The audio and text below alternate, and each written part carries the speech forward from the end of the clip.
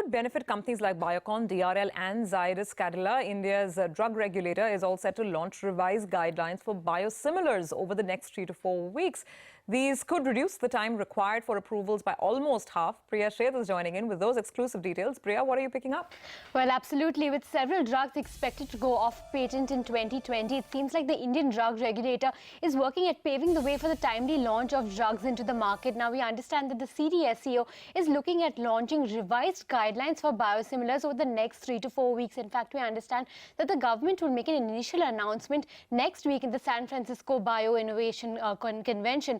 Also, just to give you specifics about these guidelines are going to focus on the post-marketing safety of the drugs, and also they would look at about 100 to 200 patient requirement as far as pre and post approval of the drugs are concerned. Now, remember, the government is looking at the whole preclinical as well as the clinical trial stage for these drugs, and trying to balance patient safety along with the timely approval and the entry of drugs into the market. So we'll keep you posted as to how this pans out going ahead. But do remember that biosimilars is a huge market, and it's a very lucrative market for players to actually have a foothold in.